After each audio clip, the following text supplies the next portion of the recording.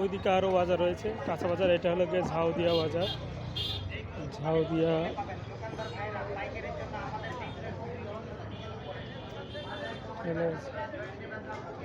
আমরা এখন ঝাউদিয়া বাজারে আছি, দেখতে পাচ্ছেন।